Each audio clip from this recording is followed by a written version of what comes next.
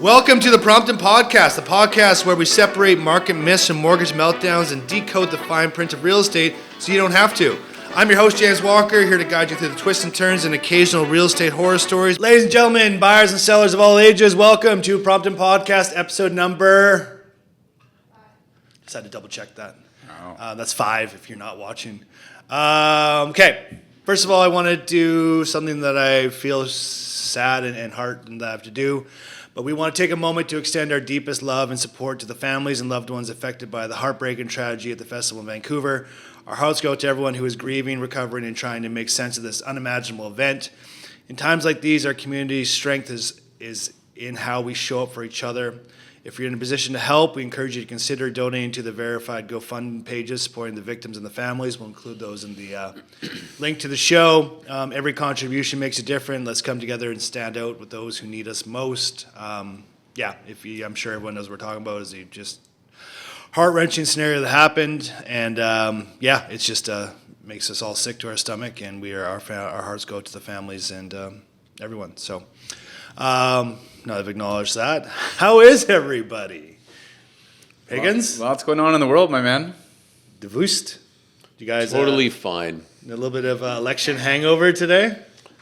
A little bit, yeah. Let's get the elephant out of the room. This is like when you haven't had intimacy with your partner in 2 weeks, and you're just it's weird, and you gotta acknowledge it, right? So. Drank my turmeric tea and watched those results come in. Yeah, they were. Was it what you expected? Let's be honest. We were talking about it. We were hopeful. We were hopeful, right? Yeah. But the reality is that Canada is a mosaic, and the Democratic vote spoke. I was actually shocked, to be honest. So it's been the fourth term now, fourth term in a row, consecutive, yeah. Right, and I think so many people have said it. Are we in a better spot? I think we can all agree. No, we're not in a good spot right now. I was just surprised it went so red. The simple factor, it's the orange fellow over the border. That was the rhetoric throughout the campaign. There's too much focus on him. But the best line I heard is they said, because you looked at all the metrics of who voted, it was only predominantly the 55 plus that really led the vote in the conservative liberal way. But the analysis that I heard, I think sums up the election. It said a group voted out of fear, Donald Trump, and a group voted for hope, and that was predominantly the youth with change. So, it was the boomers versus the youth, and essentially the boomers prevailed, predominantly on the fear that Donald Trump is the deciding factor. But he hasn't been in power the last 10 years, and that's really fact check. Can someone Google it? So I'm not doing it. What's our population? How many people voted? Do we know this number? I don't think that number would come out yet. Yeah, they don't have that. It's too early. Yeah, do they? Okay, so cancel your Google. They're still counting. They're still counting. I don't think they're going to finalize all the results in the seats. Yeah, they're still doing it, and supposedly they've halted counting for some reason. I read. I think that was actually surprisingly in Pierre's riding. I think there was 92 candidates predominantly thrown on as independents to skew the results. So we're seeing more of that as he actually may lose his seat, which is quite interesting. Well, I think it's obvious. You can admit who you vote for. I think people register for down the states, right? They register as a Republican, they register as a Democrat, whatever it is. Oh, I did vote conservative, and I was wanting to change it up. And I think it's just good to have competition and change it up, regardless. Not fully believing it, but I will say now that it's done, I don't see full doom and gloom yet. I will say that Carney wasn't enough to sway me. But I will say that I don't think he's a complete buffoon. I mean, he's Harvard educated. He's global positions at the highest of levels at the end of the day. So I mean, he does have a repertoire with him, and hopefully there is some change to what's going on. Because it's one thing to spend, it's another thing to spend wisely. Exactly, and I don't think he will. Trudeau was an idiot. Let's be honest, right? We should have never done that. But that's a whole different talk. I think the other thing though is you got to look at the numbers, and I mean the Liberals in 21, right? So they had a minority propped up at the NDP, had 160 seats. Right now, currently they stand at 168, so they're a net gain of 8. But then you've watched the full implosion of the NDP went from 24 to 7. They're now not an official party, which requires 12. But then you also got to look at the Conservatives. There is sentiment changing in the country because in 21 they had 119. Currently, they stand at 144. Exactly. So whatever way you look at this, you could say, well, the Liberals won, but they won a weak minority, which means arguably we'll be in another federal election within a year to 2 years. And there's very few have swayed. Like I've voted Liberal my entire life. My entire life, I voted Liberal. Right? I think there was one other time. I think there was the second Trudeau term that I voted Conservative. But I'm a Liberal at heart. I really am, and we can get into all that different time. But you give a segue into the NDP, and I don't want this to be a political podcast because, full disclosure, I am not a political expert. I actually have a straight-up question, which I do not understand. I'm hoping you two can shed some light on me. Yes, the NDP just imploded. They are like wiped off the map. There's nothing left of them. It's like a nuclear explosion on them. Yeah. Jagmeet Singh resigned immediately. We lost his seat, yeah. How is the NDP running BC then? Like everywhere else in the country. Provincial and federal are different. It's right, not at the end though. of the day. It's still the same party. But even look at the fact that the Conservative Party that ran in the BC election, we didn't have a Conservative Party previously, correct? Yeah, we didn't at all. So No, it we was didn't? the right. No, we did. I mean, Like I said, I'm not a political expert. That's why even talking about politics. yeah, I'm like, whoa. the Conservative Party of British Columbia was around, and then what you saw is through the breakdown of the BC Liberals, you had John Rustad defect and essentially bring the Conservative Party up. And when you looked when was at this? was last prior. election. This was like probably 2 and a bit years ago. And then what had happened is you watched the implosion of the BC Liberals because they then changed their name to BC United. But the sentiment was that to spread themselves away from spread Trudeau? themselves away from Trudeau because they didn't want Liberal in their name. But now you've looked at the rise of the Conservative Party, which 3 years ago in British Columbia was arguably dead. Mm-hmm. And now they're the official opposition, almost won. I think David Eby, again, is holding on, being propped up by 2 seats. And this is kind of the thing in Canada is if anything that it's shown us is Canada's split down the middle. Yeah. And if the Liberals are to govern, on the federal side, it's 7 people, the NDP, who are now not an official party, which will hold Canada together. You understand the weakness, right? Yeah. Now, I mean, you can't be miffed that you also talk about the resurgence of the Bloc Québécois, a notable separatist party. They resurged. They shot up 26 seats. They're the ones who straight up want to remove. They want to lead. Well, they Canada, want right? to. They're predominantly. I remember hearing about this when I was in elementary school. Well, that was 93, right? They were a few votes away from actually being able to separate from Canada. But you're looking at, and a part of this is the divide. It's right now. I mean, if you just look at the map, how it voted, it's the West versus the East. And part of the West's issue, predominantly with Alberta, I mean, this is also BC, is transfer payments. Quebec is completely propped up on transfer payments. They would not be, a self-sufficient province spending-wise without money from BC, Alberta, and Saskatchewan. And I think where we're going to see the weakness in this government over the next year or 2 years is that, Danielle Smith has wanted change, and very easily, Saskatchewan would come on board, right? They're Tories as well, provincially. They say, we'll cut you off financially to Ontario and Quebec. You stand on your own 2 feet and see how you do without us, unless you do meet our demands, which she's publicly stated. She has a list of demands that need to be completed within 6 months. You're looking at, if anything, we don't really have a solution. We're in the same spot we were on Sunday. We're in a country that's completely divided, and that we're looking at just another election coming up quick because you now have provinces that are eagerly looking to change the status quo. Well, so what do you mean? Once again, I don't know, but when you don't have a full majority, usually that does call for a quicker election. You need a coalition, right? So at 168, they need the NDP to prop them up. Predominantly, you're not going to see. You're going to need bipartisan support. Sorry for people who don't understand, like me. Yeah. You say that. I avoid politics really like the plague. I don't like. What does the seat need? 172. So they need 172. So if the NDP vote with the Liberals, that gives them the ability to pass things. And that's what we've been dealing with in BC forever, right? Well, no, that we've been dealing with that federally with Trudeau because he had a power sharing agreement with the NDP. And that's what propped up that government. Now, mind you, Trudeau like it worked out really well. Well, he had 160 and NDP had 24. Now you're looking at the Conservatives gained the most out of the election. They went 119 to 144. But you're looking at the NDP have decimated, and the Liberals took 8 seats from the NDP, and the Conservatives actually took more votes away from the NDP, which was a surprising, especially in Atlantic Canada. So, where this all goes, and like, long story short, is Carney has all these ideas he wants to do.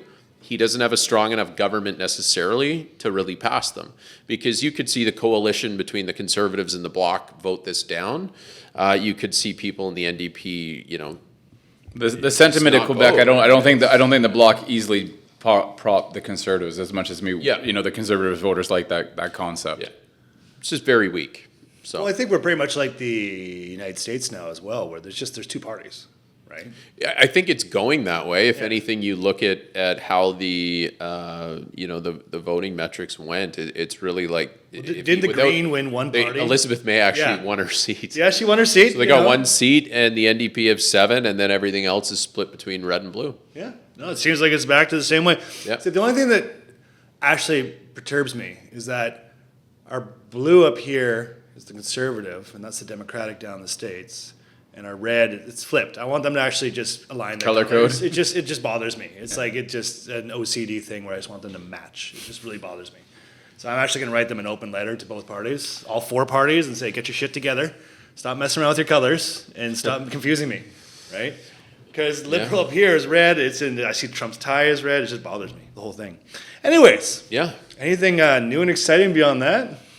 Lots of product coming, sir. Lots of product coming? Yeah, I think you just came from, are you able to talk about it? Yeah, beautiful property that's coming up on the waterfront of Yaletown. So I mean, we're seeing a lot of homeowners that are wanting to make moves, and I think you're going to see the overall market sentiment of buyers come back into play.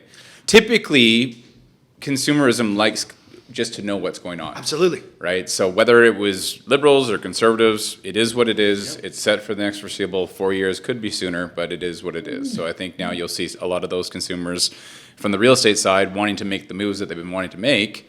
And ultimately, as long as we don't get the yo-yos of the stock market from, Trump down in the States, then they'll be comfortable transacting. But he's negotiating with 200 countries right now. There's only 180 something, but he's negotiating with 200. So he's all over this, right? Which question for you then? So, someone like yourselves, who were obviously very passionate about the election and everything what it is, if you were in the market right now, selling or buying, selling in particular, would you feel that, nope, market's going to crap, things aren't good, I'm going to sell my place, I'm going to go for it? Would this give, and I guess what my grand question here is, would this give somebody, because as you said, we're very divided, so half the country now is upset, half the country is happy. Yeah. Would the upset side maybe be like, nope, sell my assets, I don't care if I take a loss at this point, I don't like where things are going, I'm going to move on? Do you think this would move sellers to be a bit more negotiable at this time? Because what we're seeing, it depends if it's their own home or if it's an investment home. Yeah. Okay, right, that makes sense. Because if it's their own home, they're typically moving for a life phase, right? So, but if it's an investment home and they would just like that capital to have it unlocked, then maybe their motivation changes a bit and they just say enough.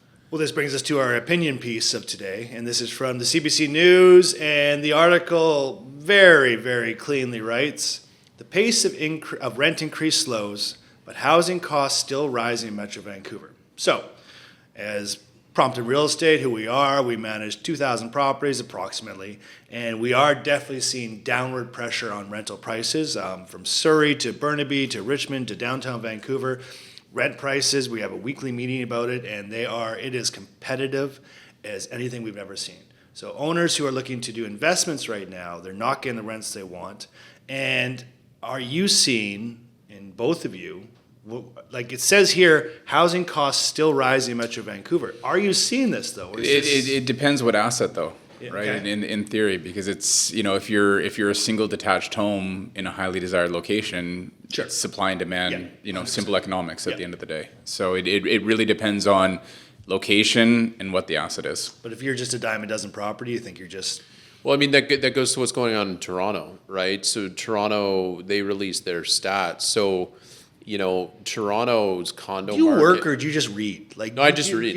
No, I probably read in the morning. You're on social assistance, you just make yourself look big and you just read all day, right? Well, it's to be informed. You got to be informed in this stuff. I mean, when I look at like what's, Toronto had built a certain amount of stock, right? The investors bought the 500 square foot kind of condo, 550, and we're seeing those issues in Surrey. I mean, I had a client, the same thing. She bought a unit that was 550, is coming to close on it. It's $90,000 under what she paid for it. Now, when we look at Toronto, sales on condos are down 95% from 2022, and prices are off 16% from 2022. So now, fast forward to what's going on in Vancouver, why we're seeing the downward pressure on rents, because predominantly developers just built rental towers for the last 3 years. And where things are going to change is Vancouver is a different stock. Vancouver, didn't build a lot of those cookie cutter things that Toronto built. They were a very investor driven market. Now the investor's gone the way of the dodo bird out in Toronto, and do I think it's going to continue? Absolutely. But where things change is rates.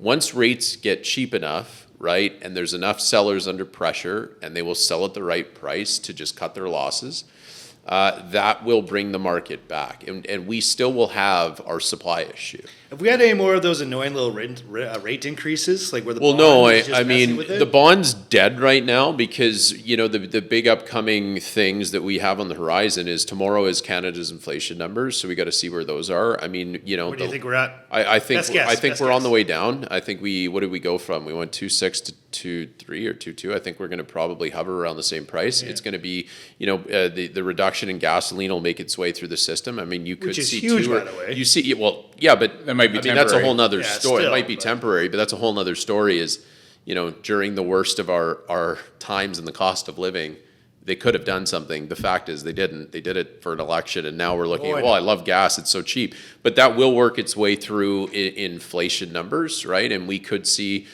sub 2%, right? We get back to that normal area. And then you would have the Bank of Canada, their next meeting is in June. So you're still thinking variable? This time, they're still, the analysts predict, 3/4 of a point cut before year end? Right? So? Well, they're predicting a recession, and how you predict recessions is data. And that's why the Bank of Canada didn't cut, to a lot of people's dismay, is they said they want more data. And for a recession, you were saying, and it's known that you have to have two quarters of negative GDP growth in order to provide a recession, an right? Official, right? Yeah, an official recession. But I mean, you could say Canada's been in a recession the last 5 years just based on GDP per capita. So, regardless of what it is, regardless of who the government is, the economy is a tanker. It takes a lot of moves to start moving the thing in the right direction. Yeah. So, do I think it's going to get worse? Absolutely. But where you start to see people back is, as long as the ROI works, so return on investment, in part is that's interest rates and cost. Prices in Vancouver in certain product has not been lower. There's a ton of supply. Most markets are buyers markets. Factor in rates all sub 4%, mid 3s eventually. Yeah, you could see things come back pretty strong. Okay, good. And then, are you seeing housing? Like, what are you seeing in the? Like, I know we do this weekly, but things change quickly, right? So for sure. Again, very product specific. Yeah, very product specific. You're seeing a lot of it. Like, I see your listings.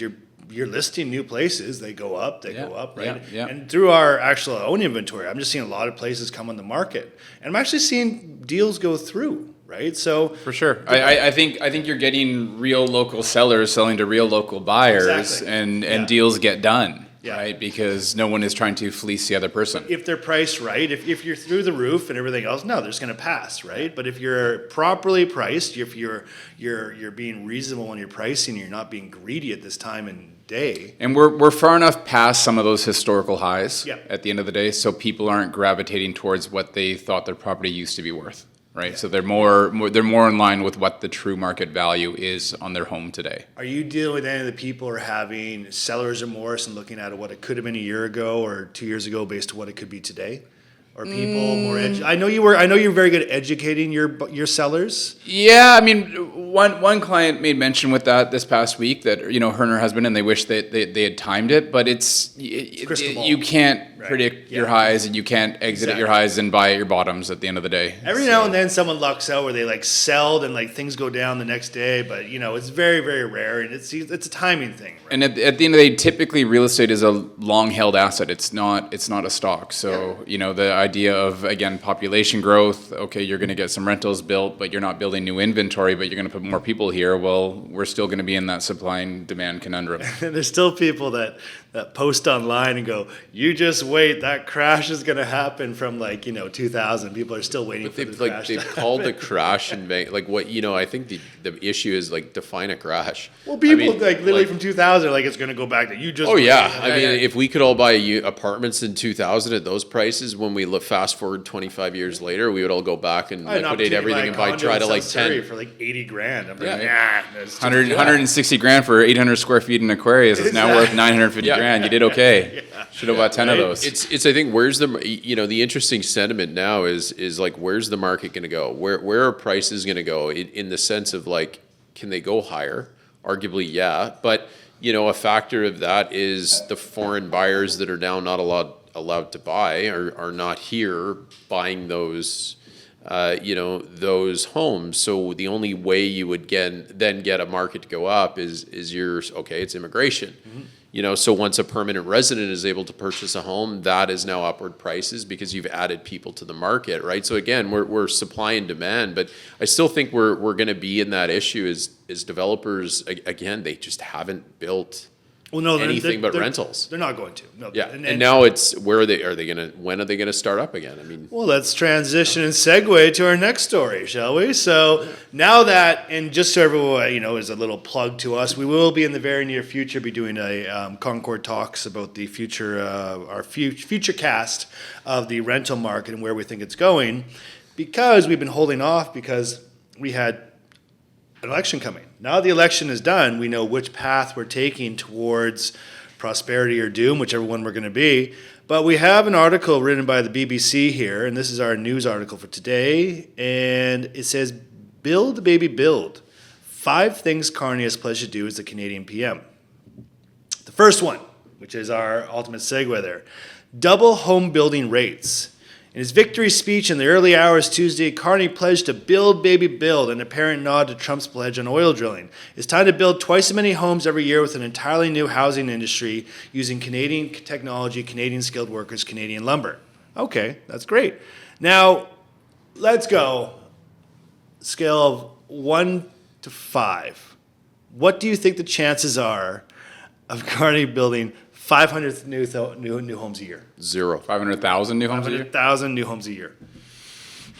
I mean, we heard that rhetoric from Trudeau, and I mean, even during the debate when Jagmeet questioned Pierre on how many homes he built. But the reality is that go to any municipality. How long does permitting take? Talk to any builder. How expensive is construction right now? CMHC, did come out with MLI Select programs to try and get rental housing built, but there is cost to that. And you talk to a lot of the big capital developers, then they would look at the MLI Select program and say, that doesn't make sense for us. Well, I was reading one article that said they're going to give $6 billion to building, housing. Right. Do you know how much one tower over there is going to cost for a build? $200 million, right? And this is a small tower. This isn't a big scraping, master plan community thing.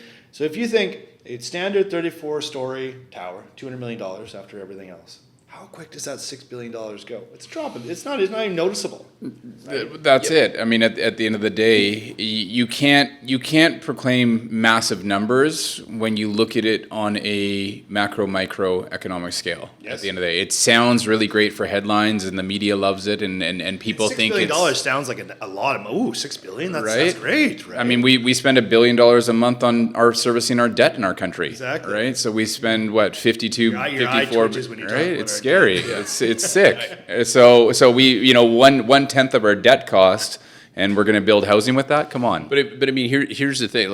Other than I'm going to build 500,000 homes. It's okay now. Break apart the plan, because obviously the Liberals want to create a standalone federal entity that would act as a developer for affordable housing. They're building social housing, and we watched that in New York. How did that go? So the issue then becomes, didn't we? Yeah, but the issue becomes you're going to build 500,000 homes a year of government social housing. People want housing, but they want it because it's also an asset and a wealth builder. Mm-hmm. They don't want to live in a prefabbed 700 square foot cluster of housing with other individuals who also can't afford housing. That's not what they want. So when he's like, I'm going to build it, it's like, okay, now look back in history. What's the most we've ever built? That was in the 70s, and that's 274,000 homes. So I'm looking at this as when you say 1 to 5, it's a 0. Yeah. It's not happening. And I'm not even meaning this as a knock at liberals or anything like No, that. I I'm just literally think let's not analyze saying the plan. It's just I don't think it's feasible. I think It's not feasible. right? So We're also, above the 50th parallel. You have to think of, you building prefab homes. How are they going to stand up on the long term at the end of the day? Your house gets beat to hell by the rain, sleet, snow we got here, right? Right. So there was something I read about the Broadway corridor, and there was one developer. I don't remember the detail what developer he said, but there was a lot for sale for $13 million, right? And the developer, the VP of whatever construction company it was, said he'd have to do a $2 million price reduction to make the 10% that they'd want to make. And even at that price point, they'd be building at they build the tower. It'd be $550 a square foot for rental for a 600 square foot unit, so $3,000 a square foot. So once again, we're just talking cost and everything else. It's through the roof. Construction costs have gone crazy at the end of the day. $81,000 for a unit in Toronto is what I just read. Yeah, just and any then- standard unit, $81,000 added to it, right? Cut tax to ease cost of living. Okay, like people in other countries, Canadians have been grappling with the higher. Sure, I hope they do it. It's only on the lowest tax bracket. Nobody else gets savings. With mass amount of spending, there's only 2 ways to pay for it. It's print more money, which causes inflation. Yep. And then what you're then going to do is you're going to look to tax your higher income earners, and this is part of the problem. We've seen investment, to the tune of $500 billion leave Canada. Does this exacerbate the problem? So just printing a ton of money we've seen doesn't work. So when he says tax cuts, it's like it for the majority of Canadians, they're not getting a tax cut. Well, if anything, we're going to get an increase. Well, they said a slight tax cut to those in the lowest bracket 15 to who are 14. due to 15 to 14%. You nailed it exactly. But then look at the municipal property taxes. Look at the cost of everything Those keep else. going up 10% a year. It's That's insane. City Crazy. of Vancouver's and everything. That's the only way they're Every year they come out in the news and you're like, oh, it's going up 5.4%. Because we've got an aging infrastructure here that's crumbling, right? And then But you took in billions of dollars in developer CAC fees and the rest, and where did that money go into consultants? And you didn't put any of that money back into the infrastructure that it's needed. about 4 chairs for up in their mayor's office. Right, sounds good. Build a national electricity grid. Sounds amazing, right? We could sell electricity. We could go for it. This will take how long? 20 years. Yeah. The Liberals have vowed to maintain the push on reducing emissions as part of the fight against climate change. I'm all for that. That's great. Carney has promised to build a national east to west electricity grid to reduce energy dependencies on the U.S. I thought we sold most of ours to the U.S., We do. right? Yeah, we do. What do we take from the U.S. for energy? We don't. Yeah. Canada's fairly energy sufficient, but we do import oil from we import oil through Russia and Saudi Arabia, which is wild. Yeah. And then we refine our oil in the U.S. and then buy it back at higher money. Yeah. Makes So sense. yeah. Good metrics. In his victory speech, it says, time to build Canada to an energy superpower in both clean and conventional energy. I'm all for it. I hope it happens. It won't happen in his term, but I hope the groundwork is laid out better. Because weren't you saying we're supposed to build a bunch of, or it wasn't you, a bunch of battery factories? There's going to be the new... Stellantis was in Ontario. I think the Ford government gave them a ton of money, but I think that is faltering or wavering right now. I'm not really sure the metrics of They it. went out of business. I thought, I mean, you want to build electricity, you need power. I mean, a logical idea is why don't we just do some nuclear power plants in Saskatchewan because they have all the uranium, right? I mean, there you go. Everyone's scared of nuclear. But Canadian Shield, it's not moving, Yeah. right? I mean, that's the safest place in all of Canada to build a nuclear power plant is inland in Saskatchewan. It'll never move. It's You've got some of the richest uranium deposits in the world in our country. I think it's number 2 uranium deposits in the world. Yeah, I've heard that before, It'd be logical to, if you want clean energy, governments can greenlight nuclear. Why not? I see no reason. Right? Yeah. Why? It's the cleanest energy we have as a society currently. It's just people watch too much of that. What was that show on HBO? It was really good. Fallout? No. That was a great show. That was an awesome show. No, it was the one. He was in Russia and Chernobyl. Chernobyl. Yeah. It's a really very good show. Yeah. A massive hike in defense spending. See, I have opinions about this. Carney has vowed to raise defense spending to 2% of Canada's GDP, which is the largest for all countries in the NATO military alliance. Last year, it spent less than 1.4%. As we know, Trump has been critical of countries not meeting the 2% benchmark. It says Canada relies too much on military on the U.S. Yes, we do. Yeah, it is a NATO benchmark, though, and all NATO countries who are part of it have to hit 2%. We're not the only one that don't hit 2%. Yeah. It's just you have a president who's now going to enforce it. So theoretically, we've signed on to it, so we should theoretically hold up our end of the bargain. I wonder, do we? It's like trillions the U.S. spends. It's an exorbitant amount of money. Yeah, I mean, I think they spend more than the next 20 countries combined, Exactly. and they're all allies. So yeah. So when we say that we're going to spend $18 billion on defense over the next 4 years, it's just like we're going to get a submarine from Australia. Right? Yeah, I mean, Got a couple icebreakers Yeah. up north. Okay, there's our money. Submarines that don't work. Right? Why not? Exactly. Did we buy a bunch that didn't work? We did. Yeah, I think 3 of They them. were from Australia, weren't Yeah, they? I think there was an accident with one of them, and I couldn't tell you what happened. It's all hearsay. Who knows? It just Yeah. you get these tidbits in your brain and you try to remember stuff about them. Yeah. Boost domestic trade and car making. Fantastic. I hope we do.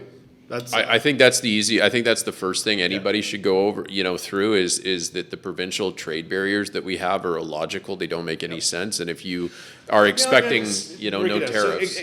Can you explain these again? So, like, when you go from BC to Alberta, you pay a tax?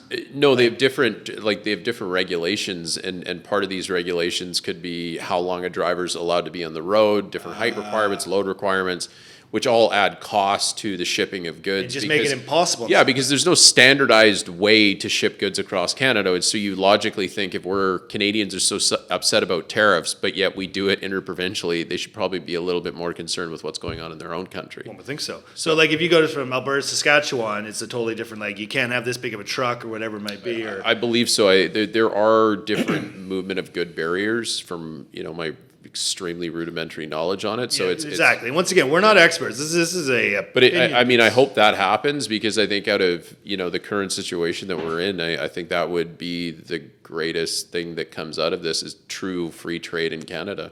Well, in his speech on Tuesday, Carney vowed new trade and energy corridors working in partnership with the provinces, territories, and Indigenous peoples. Excellent. Among his plans are an all-in-Canada network for vehicle parts, under which more manufacture will happen domestically, meaning less reliance on imports from the U.S. And the funny thing is, I was watching one Instagram thing or something, like, not to go back to this, but the U.S. really has trashed 80 years of trust that we had with them, right, and trade and everything else on this. But how, at the same time, That's all we're all about right now, is we're going to do it ourselves. okay, but how are we going to go and build cars? We're not. Economies of scale. Yeah. At the end of the day, so I mean, Europe doesn't want you're our pandering some of the the automaker sector in Ontario and getting those votes by saying that. But again, we bring in cars from Japan, we bring in cars from Korea, we bring in cars from Europe, we bring in cars from the U.S. So how are we going to just magically make cars in Canada? We're not going to put them together here, right? We assemble parts, right? Okay. So, right, it's just not going to happen because Europe doesn't want our cars. Asia doesn't want our cars. We mostly want European cars, though. Yes. So, I mean. Exactly.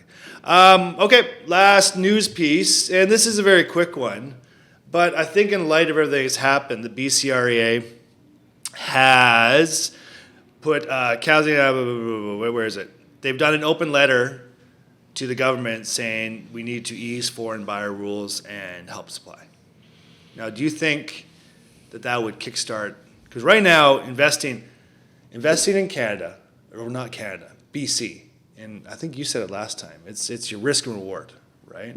And as we say, did you work with many foreign buyers when doing it? Foreign sellers? You mostly work. I mean, I've worked for people from all over the world at the end of the day. Yeah, 100%. We'll get some data on this. I want to talk to maybe some of the developers and see if they think they would actually open things up because. But the rhetoric in 27, right? But it was extended at the end. That's the ban. The challenge is, again, global capital is very fluid. So what that capital wave that we had come in from 2012 and what I term the new market forward, we saw that until we saw government intervention to prevent that. But we had a foreign buyers tax in BC. Some of what happened in the Ontario condo market was somewhat fueled by the fact that we had a tax already in place here. Their tax didn't come into later, and they caught a market during COVID that allowed the developers to shoot for big dollars at pre-sale, and people were running at it hand over fist. So it's tough because there is aspect where locals are priced out of the market, and realistically, blanketed tax approaches don't solve the issues. Exactly. Right. So they should have done scale tax from the beginning. And likely that would have had a greater impact for locals wanting to own homes. Beautiful. It's like we almost know what we're talking about. Email. This is from a conversation I had yesterday with a very nice young woman. She wants to become a realtor. And the email piece for today is the transition from your regular job to a realtor. Do you remember what did you do before this? Yeah, I was bartending and serving the Western Bayshore. Really? Yeah, 100%. Nice. Yeah. And then you made the transition to a realtor. Okay, question for you then. Yeah. Did you just dive in and say like, nope, one day I'm a realtor, or did you do a slow transition? I think everyone is scared of the concept of jumping in, but if you want to create success, you have to create traction, because without traction, you're never going to get an opportunity to detach from your other job. So ultimately, if you're going to make the move into becoming a full-time realtor, you've got to detach from what you're doing. Do you think you need the fear in you? The fear of you need to have the drive in you. Fear of failure. You need to have the drive in you, and the desire at the end of the day. Because if you're hanging on for a job that's going to cover your bills to something that's entirely commission based, where you have no safety net. Exactly. You might as well sink or swim. Yep. Right. And if you're going to tie yourself along, hoping to keep another job in play while you jump into real estate, how are you going to be mentally in the game to create traction? It's difficult. Yeah, I mean, we're both commissioned. I'm just on the mortgage side, and I always, What'd you do before your mortgage broker? I was a bartender at the Thirsty Moose, which was the university bar. Okay. Yeah. So that I did just dive in as well. Dived in right away. Wrote the exam and kind of got into it. I mean, I shadowed under somebody for fair enough a number of years, but you were just making ends meet. But I think where you look at industry now, I mean, we brought on some brokers, they didn't survive. It was very, very difficult for them to even make, the poverty line in commissions. Yep. But, you need to have a plan to execute this. Like, this business is not for the faint of heart. You can't come into it and say, well, I got a bunch of family and friends and they're going to absolutely use me. No, they're not. Yeah. There's a lot of intelligence and a lot of research that goes through these games. Because they're pain in the ass. And for us, we're paid by the banks, but you guys do whatever you want. Yeah, I mean, and from the broker side, I mean, you're dealing with a lot of the banks, so your business hours are business hours. But on the residential resale side, there is no such thing as business hours. You're open. Oh no! Right. So at the end of the day, if you want to make an inroads, you got to dedicate years and time to meet people and perform. So in all these years of markets before, it's always been, and all the other brokerages I worked at, from Royal LePage to Coldwell Banker and everything else, they always had these like training books and new realtors and everything else. It used to be, you need to be prepared to go 3 to 6 months without a paycheck. Now that was during much more robust markets and much healthier markets than what we're in right now. If you had to say a number, what would you say you have to be prepared? So let's say Brian Higgins, he's all youthful and energetic and he joins the market today. How long do you think you'd have to be prepared to go without a paycheck if you started today in this market? Six to 12? This market, yeah, you need for sure 9 months. Yeah. You need 9 months minimum. I'd say so. At the end of the day. Because I remember when I started in 2012, I wrote the exam in April. I think I was licensed in June. It's a good market. I did my first deal that September. But then when you do your first deal, it typically takes 2 to 3 months for that check to come in at the end of the day. So you're talking, that's 8 months in itself. Yep. So the work that you're doing now is likely something that's not going to pay you for 3 months anyways, even once you're established. You got to remember, don't forget that first paycheck is always riddled with bills.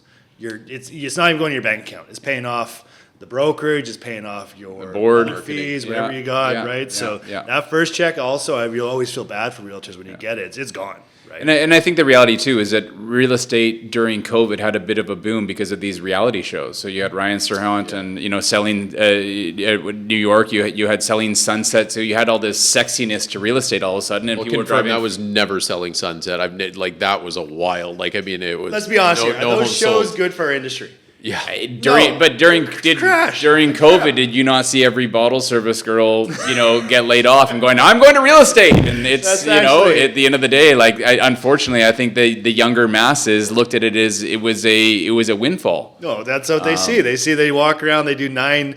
Have you ever track and see how many deals those people on those shows, like Ryan Serhant's he's good, But like all those sellings, they sell like one home a year. If you actually do they pulled the MLS stats and what they could sell. But I mean, the other thing of like just this business is, I think where people get hooked to being a real estate agent, maybe not so much a mortgage broker because it's not as potentially as glamorous. To be a mortgage broker. It's lifestyle, right? Yeah. The lifestyle is if you succeed and you put in the work and the grind. I mean, I worked for 4 years, 6 days a week. For 4 years, and it was like you had Christmas and a bit of holidays off. You were always there on Saturdays. You always had stuff to do on Sundays. Is that you work that hard, so your lifestyle is, you know what? If I'm going to take a Wednesday or Thursday off, I'm going to go do it, and I'm not going to be concerned about it.